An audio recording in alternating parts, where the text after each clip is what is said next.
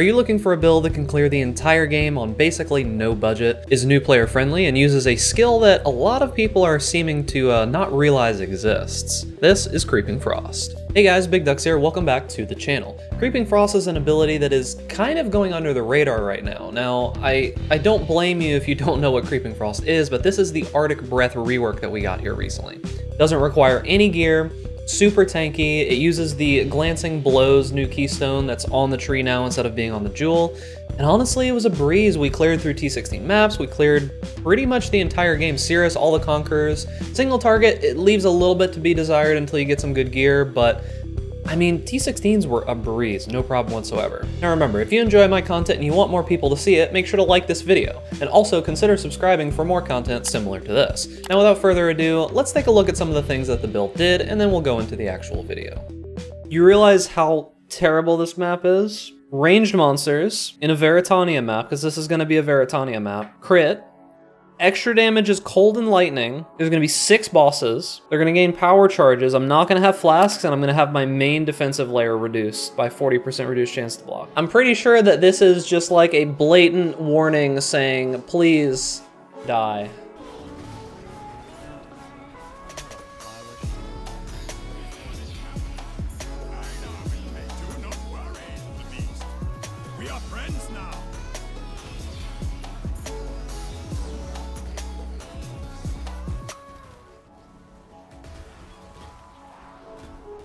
I guess all of my time in the hyperbolic time chamber fighting this boss as the tank build has kind of made me understand it enough. Like, you remember when I fought the boss as the fucking as the what's it called build? The Hoa Jug?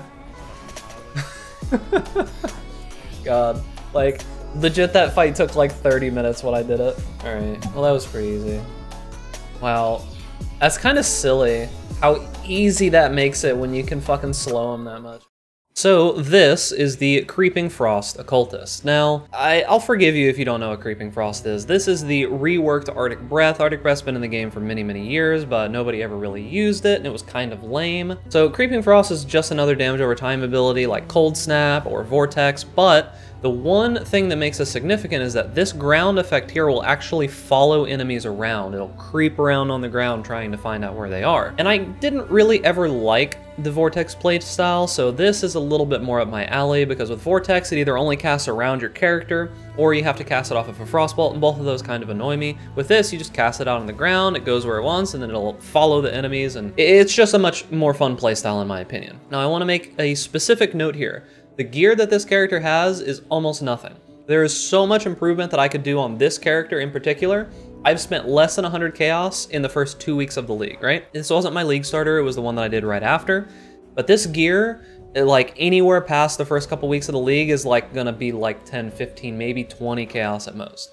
All I've got is a +1 to level of cold skill gems, wand with trigger socketed spells, a shield with some life and some block and some energy shield, a 6-link corrupted chest piece with just whatever you can get on it, a snake pit, this helmet, which is like probably 1 chaos. The rest of this stuff I actually just found. It was just stuff that's on the ground. It's just life, resist, and maybe some stats. All that this stuff is. There's nothing special here. This gear isn't even that great. In the path of building that'll be linked down in the description, I'll have some examples of high-end, expensive in-game gear that you can use that will get you somewhere close to like 3 million DPS or something like that. I'm not 100% certain. We do like 600 to 800,000 DPS at the moment. So I want to make sure you know.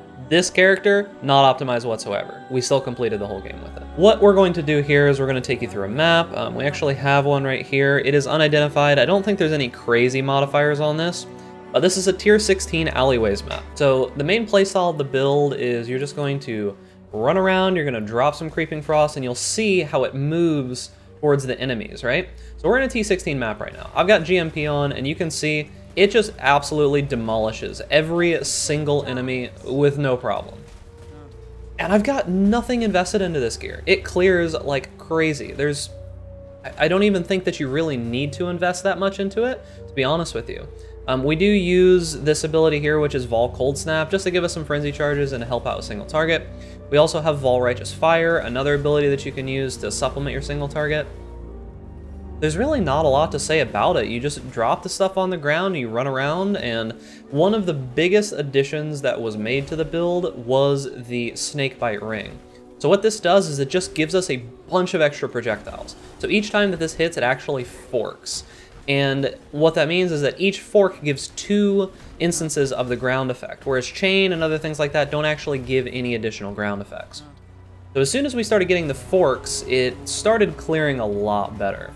It actually can sometimes fork and go like all the way across on the other side of the map and kill things that's like off screen sometimes.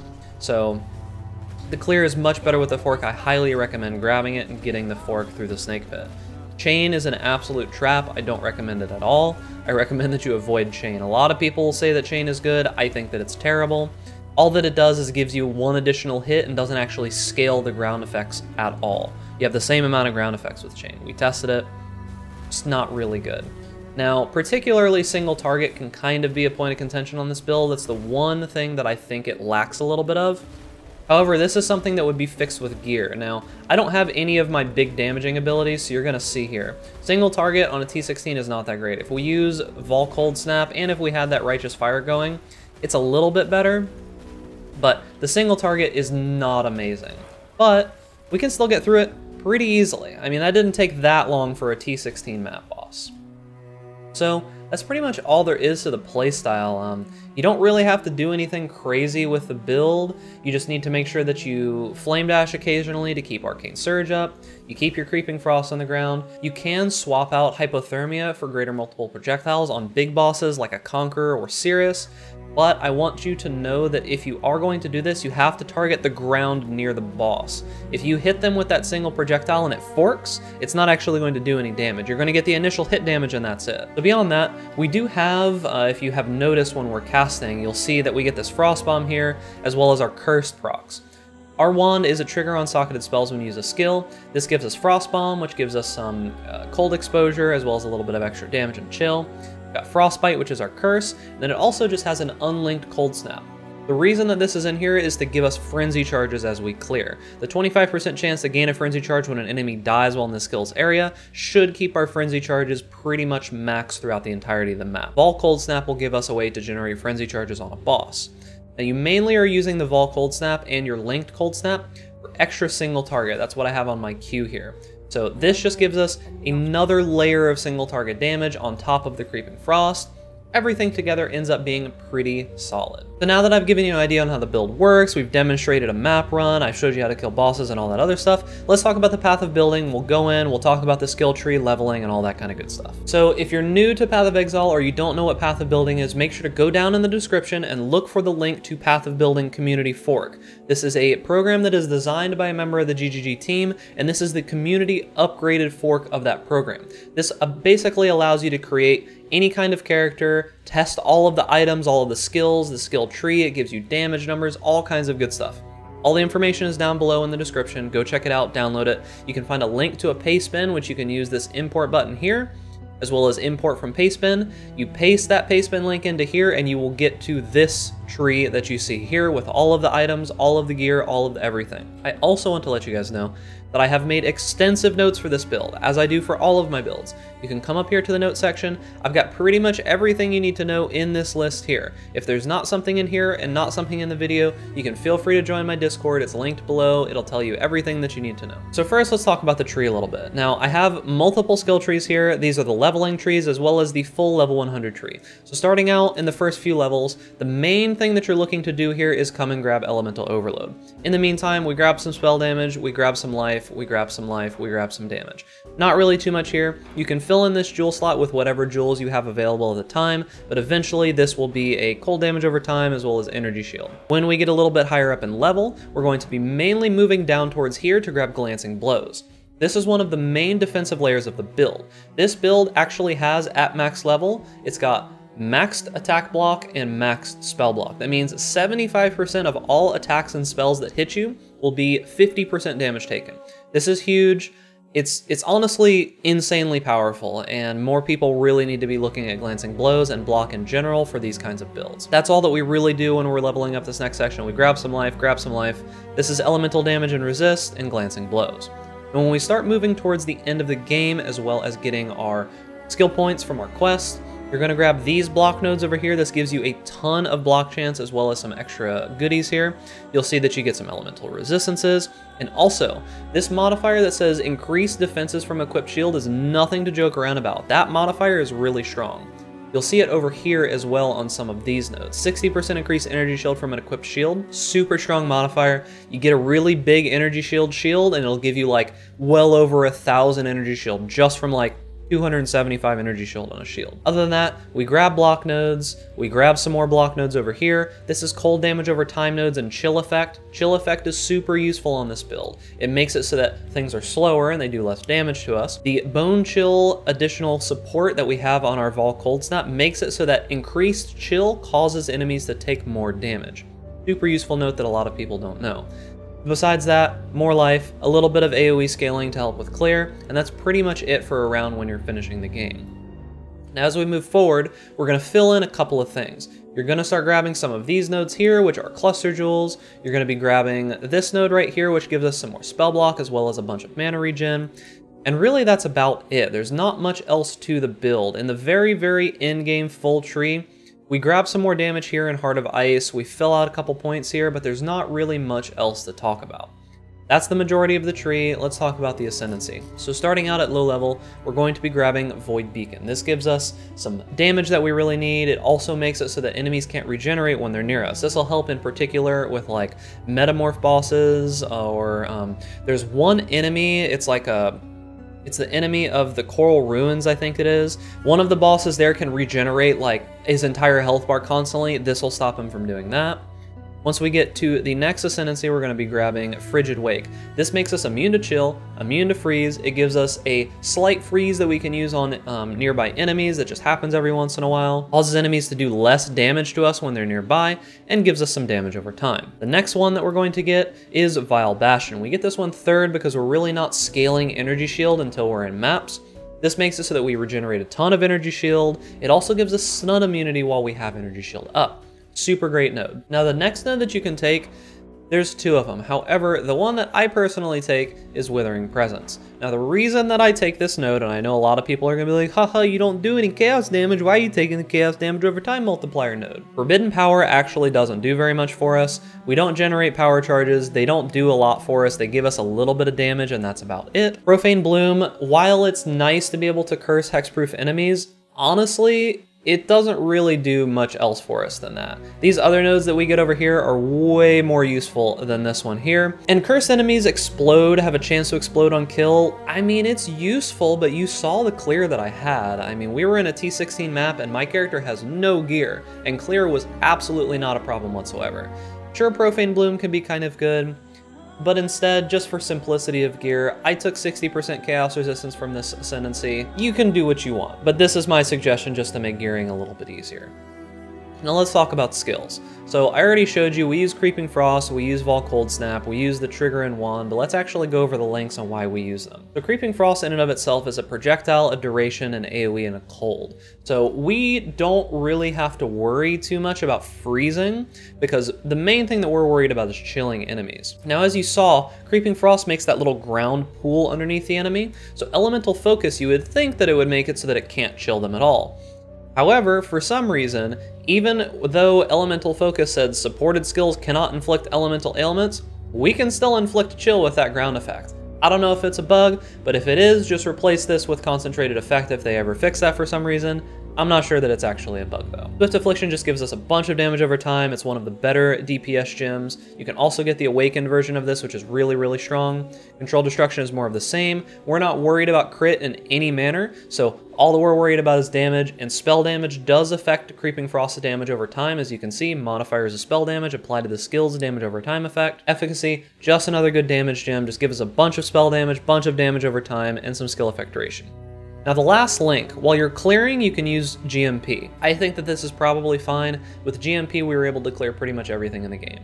Now if you absolutely hate swapping out gems for big bosses, You can swap out greater multiple projectiles for hypothermia and simply use the flask off of Shaper for clear. It's not that big of a deal for me. You can do most bosses with GMP in. It's just the really big bosses like Cirrus that you gotta swap out for. But that 6th gem that you would swap out for is hypothermia. This gives us some chance to freeze, which if you're not using elemental focus is nice. Other than that, the increased effective chill duration, cold damage over time, and damage over time with ailments against chilled enemies. All of this is pretty much all that you're looking for in a gym. It's got a ton of damage. Moving on with Vol Cold Snap. Vol Cold Snap, it does give us some damage over time, meaning that when you pop Vol Cold Snap, it puts a little AoE around you, as you saw in the video. This gives us an extra layer of damage. We link it with hypothermia because we want to make sure that this ability chills as much as humanly possible, and you'll see why in a moment. Efficacy, you probably don't need this, it's just the one that I choose because I wanted to have more skill effect duration so that Vol Cold Snap lasts longer. And then Bone Chill. This is the one that's super important. Now, it says, enemies chilled by supported skills have cold damage taken increased by chill effect. So this ability, if we make it chill as much as humanly possible, it basically is just a more cold damage modifier. This is really strong, don't sleep on this. Make sure that you link Bone Chill with Vol Cold Snap and use it on any big bosses. Use both Vol Cold Snap and normal Cold Snap. It will help you a lot. Now in our wand, we kind of talked about this, Frost Bomb, Frostbite, and Cold Snap. It's all that we're really worried about doing in the wand. These are just going to cast every time that you cast abilities. It takes a little while for it to recharge, but that's fine. Our movement skill serves two purposes. Flame Dash is just our movement ability to be able to get around. Arcane Surge gives us some mana regen as well as more spell damage and cast speed whenever we use a certain amount of mana. I have these levels set up to where every single time that you Flame Dash, you will get the Arcane Surge buff. Second Wind just makes the cooldown reduction on that a little bit so that we have more casts of Flame Dash. As for our auras, we use Malevolence, Clarity, and then we link that with Enlighten. Now, if you were to go like low life or you want to maybe not run Clarity and find another way to do that, you could run Discipline. It would be perfectly fine. I had some mana issues and I really didn't even need Discipline. Discipline would be a huge buff to Energy Shield, but I didn't really feel like I needed it. So feel free to get a Vol Discipline, link it here with the Enlighten and you'll probably be fine. Just lower the level of the Clarity if you need to. And last, our utility abilities. We have Steel Skin, which I put in my left click. This makes it so that every single time you're moving around, it's just going to instant cast Steel Skin constantly. Gives you an extra buffer of defense. We also have Vol Righteous Fire. What this is going to do is just gives us a bunch of extra damage, a bunch of more spell damage. And then we have those linked with Increased Duration and Empower. Just makes those two skills last a little bit longer and do a little bit more. Now as for our items, these items that you're going to see in the goal items list, these are insanely expensive in-game items. Don't expect to get all of these. You would be spending a ton of money.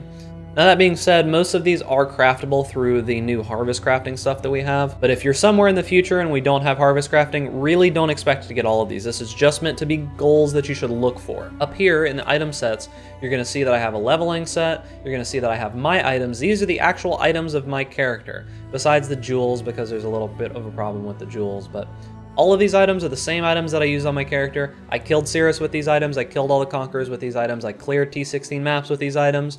These aren't ideal items, but you'll see that with my items, we're doing like 870 dot DPS. With the goal items, that goes up to like 2.2 million.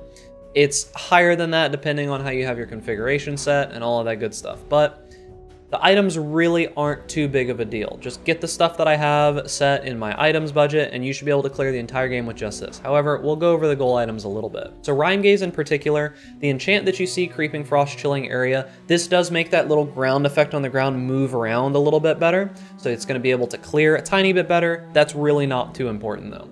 The big thing on this is the cold damage over time multiplier.